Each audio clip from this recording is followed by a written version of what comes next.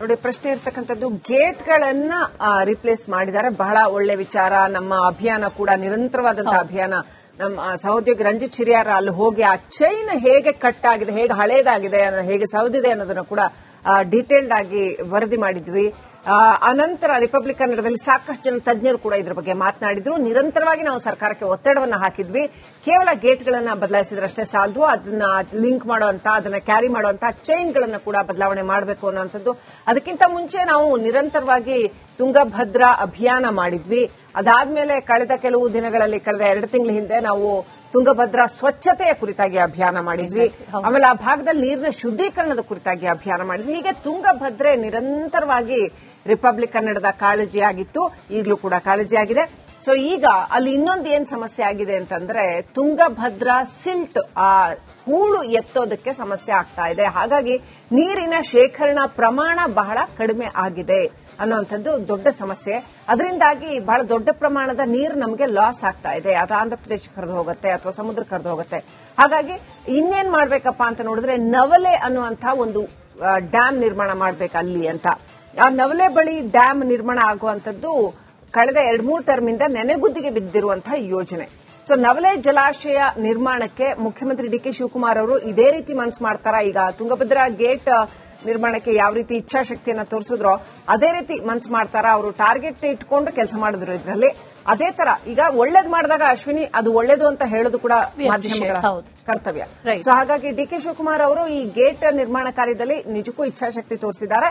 ಅದೇ ರೀತಿ ಇಚ್ಛಾಶಕ್ತಿಯನ್ನ ಈ ನವಲೆ ಡ್ಯಾಮ್ ನಿರ್ಮಾಣಕ್ಕೆ ಮತ್ತು ತುಂಗಭದ್ರಾ ನದಿಯ ಡಿಸಿಲ್ಟ್ ಅಂದ್ರೆ ಅದರ ಹೂಳೆತ್ತುವ ಕೆಲಸಕ್ಕೆ ಎಷ್ಟು ಮಟ್ಟಿಗೆ ಸಾಧ್ಯನೇ. ಈಗ ಬೇಕಾದಷ್ಟು ಹೊಸ ಹೊಸ ಟೆಕ್ನಾಲಜಿ ಕೂಡ ಬಂದಿದೆ. ಇನ್ನೊಂದ್ಸರಿ ಅದನ್ನ ರಿವೈಸ್ ಮಾಡಬಹುದು, ಹೂಳೆತ್ತಕ್ಕಾಗುತ್ತೋ ಇಲ್ವೋ ಅನ್ನೋ. ಬಹಳ ಆಗುತ್ತೆ, 2,500 ಕೋಟಿ ಆಗುತ್ತೆ ಅನ್ನೋದು ಇದರಿಂದ ಉಳ್ಕೊಂಡಿರೋದು. ಆದ್ರೆ ಅದೆಷ್ಟೋ ಬೇರೆದಕ್ಕೆ ಖರ್ಚು ಮಾಡೋ ಬದಲು ಈ ನೀರಿನ ಯೋಜನೆಗಾದ್ರೂ ಆಗಲಿ ಅನ್ನೋದೇ. ಕೋಟಿಗಟ್ಟಲೆ ಖರ್ಚಾಗೋದಿಲ್ವಾ ಅದಕ್ಕೆ? Right, exactly. ಸೊ ಅದು ಒಂದು. ಇನ್ನೊಂದು, ಅದನ್ನ ಇನ್ನೂ ಹೇಗೆ ಪಾರ್ಟ್ ಬೈ ಪಾರ್ಟ್ ಮಾಡಬಹುದಾ ಅಥವಾ ಯಾವ ತರ ಮಾಡಬಹುದು ಅನ್ನೋದಕ್ಕೆ ಇನ್ನೊಂದ್ಸರಿ ರಿವಿಸಿಟ್ ಮಾಡೋದ್ರಲ್ಲಿ ಏನ್ ತಪ್ಪಿಲ್ಲ ಅಂತ ಅನ್ಸುತ್ತೆ. ಯಾಕಂದ್ರೆ 30 TMC is not a small thing, it's huge. ಒಂದು TMCಯಲ್ಲಿ 10,000 ಎಕರೆಗಳಿಗೆ ನೀರು ಉಣಿಸುತ್ತೆ ಅಂತಂದ್ರೆ 30 TMC, ಜಸ್ಟ್ ಇಮ್ಯಾಜಿನ್ ಎಷ್ಟು ಜನರಿಗೆ ಅದು ಆಧಾರ ಆಗುತ್ತೆ. ಹಾಗಾಗಿ ಅದ್ರ ಬಗ್ಗೆ ಕೂಡ ಮತ್ತೊಮ್ಮೆ ಯೋಚನೆ ಮಾಡಬೇಕಾಗಿದೆ.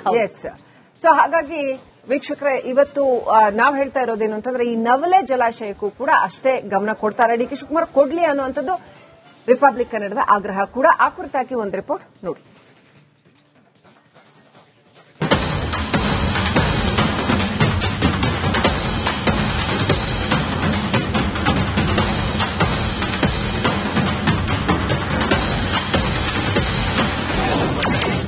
ನವಲಿ ಡ್ಯಾಂ ನಿರ್ಮಾಣ ಯಾವಾಗ?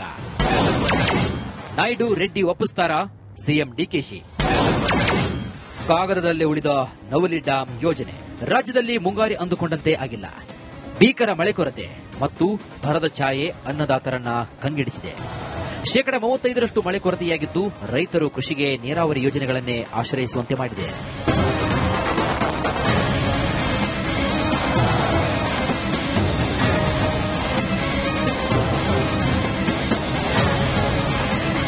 ನದಿ ನೀರು ಈಗ ರಾಜಕೀಯ ಇಚ್ಛಾಶಕ್ತಿ ಕೊರತೆಯಿಂದ ಕೋರ್ಟ್ ಕಚೇರಿಗಳ ಚರ್ಚಾ ವಸ್ತುವಾಗಿದೆ. ಇನ್ನು ಕೆಲ ನದಿ ನೀರು ಅವಲಂಬಿತ ಯೋಜನೆಗಳು ಯೋಜನೆಗಷ್ಟೇ ಸೀಮಿತವಾಗಿವೆ.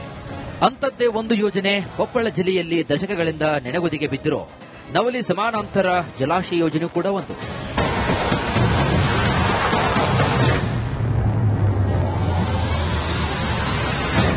ತುಂಗಭದ್ರಾ ಡ್ಯಾಂನ ಹೂಳಿನ ಸಮಸ್ಯೆಗೆ ಪರಿಹಾರ ಸಿಗದಾಗ ಪರ್ಯಾಯವಾಗಿ ಹುಟ್ಟಿಕೊಂಡ ಯೋಜನೆ ಇದು. ಸುಮಾರು 30 TMC ನೀರು ಹಿಡಿದಿಟ್ಟು ಕೊಪ್ಪಳ, ರಾಯಚೂರು ಸೇರಿದಂತೆ ಆಂಧ್ರಪ್ರದೇಶ, ತೆಲಂಗಾಣ ರಾಜ್ಯಗಳ ಒಟ್ಟು 8 ಜಿಲ್ಲೆಗಳ ಸಾವಿರಾರು ರೈತರಿಗೆ ಈ ಯೋಜನೆ ಜಾರಿಯಾದರೆ ಅನುಕೂಲ. ಕಾಂಗ್ರೆಸ್ನಿಂದ ಬಿಜೆಪಿ, ಬಿಜೆಪಿಯಿಂದ ಕಾಂಗ್ರೆಸ್ ಸರ್ಕಾರ ಬದಲಾದರೂ ನವಲಿ ಯೋಜನೆ ಹಣೆಬರಹ ಮಾತ್ರ ಬದಲಾಗಲಿಲ್ಲ. ನವಲಿ ಡ್ಯಾಂ ನಿರ್ಮಾಣವಾಗುತ್ತಾ? ತುಂಗಭದ್ರಾ ನದಿಗೆ ಮತ್ತೊಂದು ಜಲಾಶಯ ಕಟ್ಟೋ ಪ್ಲಾನ್. ಕೊಪ್ಪಳದ ಕನಕಗಿರಿಯಲ್ಲಿ ನವಲಿ ಬಳಿ ಡ್ಯಾಂಗೆ ಚಿಂತನೆ. ಟಿಬಿ ಡ್ಯಾಂನಲ್ಲಿ ಸುಮಾರು 30ರಿಂದ 33 TMC ಹೂಳು ತುಂಬಿದೆ. ಇದರಿಂದಾಗಿ ಜಲಾಶಯದ ನೀರು ಸಂಗ್ರಹಣಾ ಸಾಮರ್ಥ್ಯ ಕುಸಿತ. ನವಲಿ ಬಳಿ ಸಮಾನಾಂತರ ಜಲಾಶಯ ನಿರ್ಮಾಣಕ್ಕೆ ಯೋಜನೆ. ಟಿಬಿ ಡ್ಯಾಂನಿಂದ ನದಿಗೆ ಹೋಗುವ ಹೆಚ್ಚುವರಿ ನೀರು ಸಂಗ್ರಹಿಸಿ ಕೃಷಿ ಮತ್ತು ನೀರಾವರಿ ಉದ್ದೇಶದ ಬಳಕೆಯೇ ಮೂಲ ಆಶಯ. ಆದರೆ ಈ ಯೋಜನೆಗೆ ಆಂಧ್ರ, ತೆಲಂಗಾಣ ಒಪ್ಪಿಗೆ ಅನಿವಾರ್ಯ. ತುಂಗಭದ್ರಾ ಮಂಡಳಿಯ ಅನುಮತಿಯೂ ಕಡ್ಡಾಯವಾಗಿದೆ. 2022ರ ಬೊಮ್ಮಾಯಿ ಬಜೆಟ್ನಲ್ಲಿ 1,000 ಕೋಟಿ ಘೋಷಣೆ. ಬಳಿಕ ಸಿದ್ದರಾಮಯ್ಯ ಸರ್ಕಾರದ ಬಜೆಟ್ನಲ್ಲೂ ಉಲ್ಲೇಖ. ನವಲಿ ಡ್ಯಾಂಗೆ 13,040 ರಿಂದ 15,600 ಕೋಟಿ ಮೊತ್ತದ ಡಿಪಿಆರ್. ಆದರೆ 3 ರಾಜ್ಯಗಳ ಒಪ್ಪಿಗೆ ಸಿಗದೆ ಯೋಜನೆ ನೆನೆಗುದಿಗೆ. ನವಲಿ ಯೋಜನೆ ಬಗ್ಗೆ ಮತ್ತೆ ಮಾತುಕತೆ ಆರಂಭಿಸುತ್ತಾರಾ ಡಿಕೆಶಿ? ಇಂದು ತುಂಗಭದ್ರಾ ಕ್ರಸ್ಟ್ ಗೇಟ್ ಉದ್ಘಾಟನಾ ಸಮಾರಂಭಕ್ಕೆ ಆಂಧ್ರ, ತೆಲಂಗಾಣ ಮುಖ್ಯಮಂತ್ರಿಗಳು, ಸಚಿವರು ಮತ್ತು ಕೇಂದ್ರ ಜಲಶಕ್ತಿ ಮಂತ್ರಿ ಸಿಆರ್ ಪಾಟೀಲ್ ಆಗಮಿಸುತ್ತಿದ್ದಾರೆ. ಡಿಕೆ ಶಿವಕುಮಾರ್ ಜಲಸಂಪನ್ಮೂಲ ಸಚಿವರು ಆದ ಅನುಭವ ಕೂಡ ಇರುವವರು. ನವಲಿ ಯೋಜನೆ ಬಗ್ಗೆ ಹಿಂದೊಮ್ಮೆ ಅವರೇ ಉತ್ಸುಕತೆ ತೋರಿದ್ದು ಕೂಡ ಇದೆ. ಇಂದಿನ ಸಂದರ್ಭವನ್ನ ಬಳಸಿ ನವಲಿ ಯೋಜನೆ ಮಾತುಕತೆಗೆ ವೇದಿಕೆ ಕಲ್ಪಿಸುವಲ್ಲಿ ಡಿಕೆ ಶಿವಕುಮಾರ್ ನೇತೃತ್ವದ ಸರ್ಕಾರ ಮುಂದಾಗಲಿ ಎಂಬ ನಿರೀಕ್ಷೆ ಕೂಡ ಇದೆ. ಈ ರಾಜ್ಯದ ಮುಖ್ಯಮಂತ್ರಿಗಳಾದಂಥ ಡಿಕೆ ಶಿವಕುಮಾರ್ ಸಾಹೇಬರು ಮತ್ತು ಕೇಂದ್ರದ ನೀರಾವರಿ ಸಚಿವರಾದಂಥ ಪಾಟೀಲ್ರು ಮತ್ತು ತೆಲಂಗಾಣದ ಮುಖ್ಯಮಂತ್ರಿ ರೇವಂತ್ ರೆಡ್ಡಿ ಅವರು ಮತ್ತು ಆಂಧ್ರದ ಮುಖ್ಯಮಂತ್ರಿಯಾದಂಥ ಚಂದ್ರಬಾಬು ನಾಯ್ಡು ಅವರು ಇವರೆಲ್ಲರೂ ಬರ್ತಾ ಇದ್ದಾರೆ. ಮೇಕೆದಾಟು ಬೆಂಗಳೂರು ಭಾಗದ ಜನರ ಕುಡಿಯುವ ನೀರಿಗೆ ಎಷ್ಟು ಮುಖ್ಯವೋ, ನವಲಿ ಯೋಜನೆ ಕೊಪ್ಪಳ, ರಾಯಚೂರು ಭಾಗದ ರೈತರ ಪಾಲಿಗೆ, ಕೃಷಿಗೆ ಆದರಷ್ಟೇ ಅನಿವಾರ್ಯವಾಗಿದೆ. ಮೇಕೆದಾಟು ಯೋಜನೆಗೆ ತೋರಿದಷ್ಟೇ ಕಾಳಜಿಯನ್ನ ನವಲಿ ಯೋಜನೆಗೂ ತೋರುವಂತಹ ಔದಾರ್ಯ ಸಿಎಂಗಿದೆಯಾ? ಬಿಜೆಪಿ ಜೊತೆಗಿನ ಆಂಧ್ರದ ಚಂದ್ರಬಾಬು ಅವರ ಸಂಬಂಧ ಸ್ನೇಹಪೂರ್ವಕವಾಗಿದೆ. ಇದರ ಲಾಭ ನವಲಿ ಯೋಜನೆಗೆ ಸಿಗಬಹುದಾ? ರೈತ ಪರ ಅನ್ನೋ ಜೆಡಿಎಸ್ ಪಕ್ಷ ಕೊಪ್ಪಳದ ರೈತರ ಪರ ಕೂಡ ನಿಲ್ಲುತ್ತಾ? ನೋಡಬೇಕಾಗಿದೆ. News desk, republic Kannada. ನೋಡಿ, ಪ್ರಶ್ನೆ ಇರ್ತಕ್ಕಂಥದ್ದು, ಗೇಟ್ಗಳನ್ನ ರಿಪ್ಲೇಸ್ ಮಾಡಿದ್ದಾರೆ, ಬಹಳ ಒಳ್ಳೆ ವಿಚಾರ. ನಮ್ಮ ಅಭಿಯಾನ ಕೂಡ ನಿರಂತರವಾದಂತಹ ಅಭಿಯಾನ. ನಮ್ಮ ಸಹೋದ್ಯೋಗಿ ರಂಜಿತ್ ಹಿರಿಯಾರ ಅಲ್ಲಿ ಹೋಗಿ ಆ ಚೈನ್ ಹೇಗೆ ಕಟ್ ಆಗಿದೆ, ಹೇಗೆ ಹಳೇದಾಗಿದೆ, ಹೇಗೆ ಸೌದಿದೆ ಅನ್ನೋದನ್ನ ಕೂಡ ಡೀಟೇಲ್ಡ್ ಆಗಿ ವರದಿ ಮಾಡಿದ್ವಿ. ಅನಂತರ ರಿಪಬ್ಲಿಕ್ ಕನ್ನಡದಲ್ಲಿ ಸಾಕಷ್ಟು ಜನ ತಜ್ಞರು ಕೂಡ ಇದ್ರ ಬಗ್ಗೆ ಮಾತನಾಡಿದ್ರು. ನಿರಂತರವಾಗಿ ನಾವು ಸರ್ಕಾರಕ್ಕೆ ಒತ್ತಡವನ್ನ ಹಾಕಿದ್ವಿ.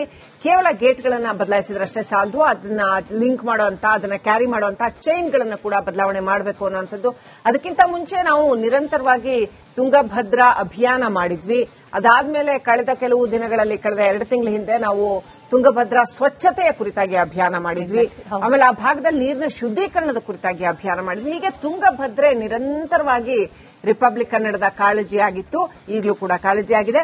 ಸೊ ಈಗ ಅಲ್ಲಿ ಇನ್ನೊಂದು ಏನ್ ಸಮಸ್ಯೆ ಆಗಿದೆ ಅಂತಂದ್ರೆ, ತುಂಗಭದ್ರಾ ಸಿಲ್ಟ್, ಆ ಹೂಳು ಎತ್ತೋದಕ್ಕೆ ಸಮಸ್ಯೆ ಆಗ್ತಾ ಇದೆ. ಹಾಗಾಗಿ ನೀರಿನ ಶೇಖರಣಾ ಪ್ರಮಾಣ ಬಹಳ ಕಡಿಮೆ ಆಗಿದೆ ಅನ್ನುವಂಥದ್ದು ದೊಡ್ಡ ಸಮಸ್ಯೆ.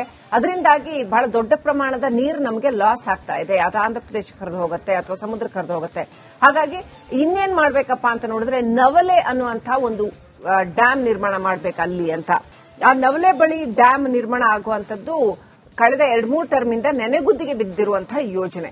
ಸೊ ನವಲೆ ಜಲಾಶಯ ನಿರ್ಮಾಣಕ್ಕೆ ಮುಖ್ಯಮಂತ್ರಿ ಡಿಕೆ ಶಿವಕುಮಾರ್ ಅವರು ಇದೇ ರೀತಿ ಮನಸ್ಸು ಮಾಡ್ತಾರಾ? ಈಗ ತುಂಗಭದ್ರಾ ಗೇಟ್ ನಿರ್ಮಾಣಕ್ಕೆ ಯಾವ ರೀತಿ ಇಚ್ಛಾಶಕ್ತಿಯನ್ನ ತೋರಿಸಿದ್ರೋ ಅದೇ ರೀತಿ ಮನಸ್ಸು ಮಾಡ್ತಾರಾ? ಅವರು ಟಾರ್ಗೆಟ್ ಇಟ್ಕೊಂಡು ಕೆಲಸ ಮಾಡಿದ್ರು ಇದರಲ್ಲಿ. ಅದೇ ತರ ಈಗ ಒಳ್ಳೇದು ಮಾಡಿದಾಗ ಅಶ್ವಿನಿ, ಅದು ಒಳ್ಳೇದು ಅಂತ ಹೇಳೋದು ಕೂಡ ಮಾಧ್ಯಮಗಳ ಕರ್ತವ್ಯ. ಸೊ ಹಾಗಾಗಿ ಡಿಕೆ ಶಿವಕುಮಾರ್ ಅವರು ಈ ಗೇಟ್ ನಿರ್ಮಾಣ ಕಾರ್ಯದಲ್ಲಿ ನಿಜಕ್ಕೂ ಇಚ್ಛಾಶಕ್ತಿ ತೋರಿಸಿದ್ದಾರೆ. ಅದೇ ರೀತಿ ಇಚ್ಛಾಶಕ್ತಿಯನ್ನ ಈ ನವಲೆ ಡ್ಯಾಮ್ ನಿರ್ಮಾಣ